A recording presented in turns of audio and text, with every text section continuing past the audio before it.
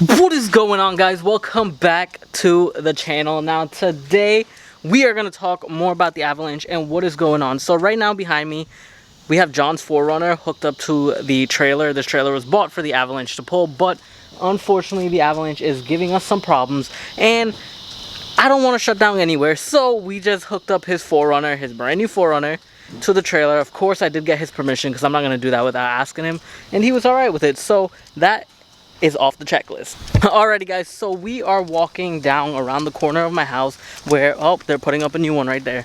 But we're walking around to the Avalanche. So here is the Avalanche parked right on the side of the road. Look at it.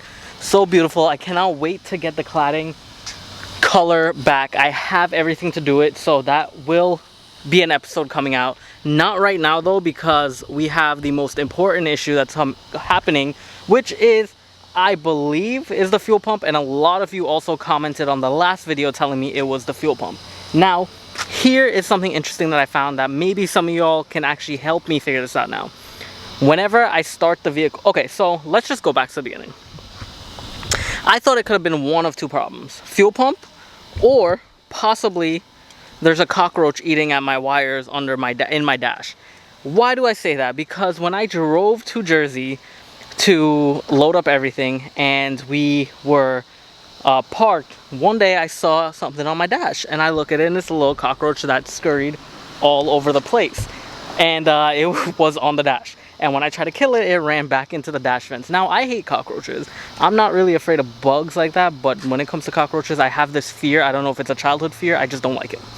And I thought it died because I haven't seen it for a long time, and then a couple months went by and all of a sudden I saw it on the dash again.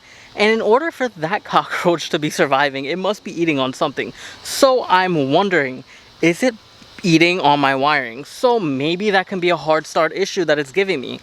But then here's where I believe it's the fuel pump and possibly a gas leak. So when you start the vehicle, it cranks. It just cranks. Now, I figured out when you hit the gas pedal, all of a sudden it just turns on. So I was like, okay, there's something. But now you smell a really high gas fumes. Like, you smell gas really high. And I'm starting to believe that maybe, just maybe, because my dad also told me that he noticed the truck was burning a lot of fuel. So I have this suspicion that there is a gas leak. And if is that wet right there? Nope, it's just a damaged piece of concrete. But I have the suspicion that there's a gas leak and it's a vapor leak. So it's not even like the actual fuel just dripping, it's just vaporized, and it smells. As soon as you start the vehicle and you get out, you smell fuel right around this area where the fuel tank is. So I'm assuming that one of the hoses probably have a little micro puncture to it, which is not spilling out gas, but it's causing the vapors to escape. But then wouldn't that leave me with a check engine light that there is an emissions leak? But I'm not getting that, and I'm not getting any check engine lights. I have not scanned the van yet. So I really want to get this unpacking done because this was the final trip that just happened.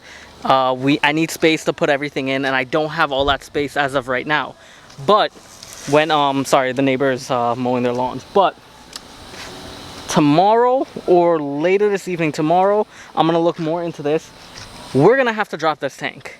Whether I like it or not, I'll have a peace of mind replacing the fuel pump anyway, because I've had this vehicle for a while now. It's at 150,000 miles. I also redid the engine. The original owner told me he never did the fuel pump, so it's original fuel pump. I don't know much about Chevy fuel pumps. I don't know how long they typically last. I felt like someone told me 200. I'm at 150. It went through a rebuild, like I said. So I don't know if maybe it's just working a little bit too hard. Maybe it just burnt out. Like everything else, some things last a little longer, some things last shorter. So I'm gonna drop this tank, which is the first step, obviously. And when I'm in there, I think that I'm gonna make every episode into parts. So I think I'm gonna do it in part 1, dropping the fuel tank, and that's it. Or I think I'm gonna do part 1, diagnosing the fuel pump, part 2, dropping the fuel tank, part 3, replacing the fuel pump, part 4, redoing all the lines, and part 5, installation. I think that's something cool. It'll give me more content to give with you guys, and it'll also allow me to get more in depth with what's going on. So if you guys want to see that in different parts, let me know. Leave it in the comment section below. It'll be awesome. Also, before I leave, because this episode's going to be super short, I got so much work to do to start unpacking everything. I want you guys to know, head over to Instagram, look up King Customs. If you don't follow me right now, and put that you want to win under the post for the DeWalt toolset giveaway, because that has just been released and a few people already did it. You're gonna get a double entry to win. And if you haven't already, go to the video where I talked about the DeWalt toolset. It's a live video that I did. Put that you want to win under that video.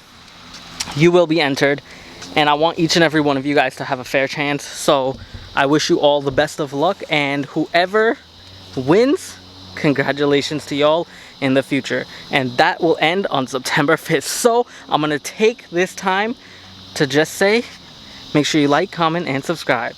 Peace out.